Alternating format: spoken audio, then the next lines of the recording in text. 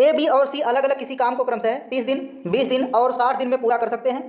पहले दिन ए, दूसरे दिन बी एवं तीसरे दिन सी तथा इसी प्रकार काम आगे चलता है। तो इस तरह काम को समाप्त होने में कुल कितना समय लगेगा?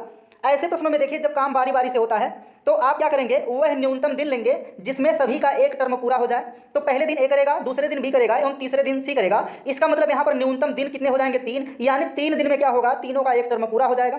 तो आप क्या करेंगे, 3 दिन के गुणनफल के हिसाब से आप काम को कराएंगे। तो चलिए प्रश्न को हल करते हैं। ए देखिए कितना दिन में करता है? 30 दिन में। बी कितना दिन में करता है? 20 दिन में। और यहाँ पर सी करता है 60 दिन में। अब तीनों का यहाँ पर एलसीएम ले लेंगे और वही पूरा काम हो जाएगा, एलसीएम आ जाएगा 60।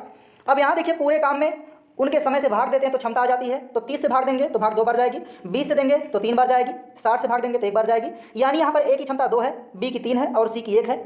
अब यहाँ पर देखिए आपको क्या करना है, ए बी सी मिलकर काम करेंगे तो आपको न्यूनतम दिन लेना है। ए बी सी को मिलाकर काम कराना है और न्यूनतम दिन लेना है। देखिए यहाँ प्रारंभ कौन करता है? ए। यदि काम कुछ बच जाएगा तो उसे कौन करने आएगा? ए। यदि ए से पूरा नहीं होगा तब कौन करेगा? बी, और बी काम को समाप्त कर देगा। यदि नहीं होगा तो फिर सी आकर के कार्य को पूरा करेगा।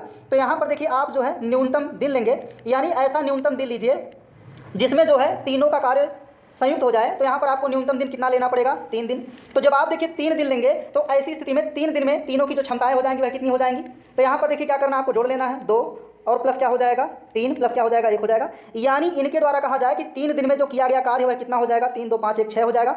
लेकिन कार्य कराना कितना है? देखिए 60 कार्य कराना है। तो क्या कर दें कि इधर 60 बन जाए काम। तो आप यदि दोनों पक्षों में 10 से गुणा करा देते हैं तो यहाँ भी 10 से गुणा कराना पड़ेगा। तो यहाँ दिन की संख्या कितना हो जाएगी? 30 दिन। और यहाँ पर देखिए कार्य कितना हो जाएगा? 10 छक्का 60 हो जाएगा। यानी अब यहाँ पर कार्य समाप्त होता है, इसलिए यहाँ पर जो है समय कुल कितना लगेगा? 30 दिन का लगेगा। अतः यहाँ आंसर ऑप्शन सी सही हो जाएगा। यदि मान लीजिए इसके बाद भी कार्य बच जाता तब आप जो है फिर से कार्य को किससे करवाते? ए से।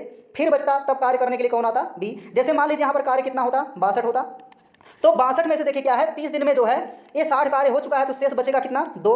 अब 2 कार्य को कौन करने आएगा? ए। तो यहाँ पर देखिए ए का टाइम आप निकालेंगे तो ए का टाइम बराबर क्या हो जाएगा? काम 2 बचा है और इसकी क्षमता 2 है। तो यहाँ ए जो है 1 दिन और ले लेगा। तो 30 दिन पहले लग चुका है, 1 दिन और, तो कुल काम कितना, यानी कुल समय कितना हो जाएगा? 30 1 31 दिन हो जाएगा। तो ऐसे आप प्रश्नों को आराम से हल कर सकते हैं।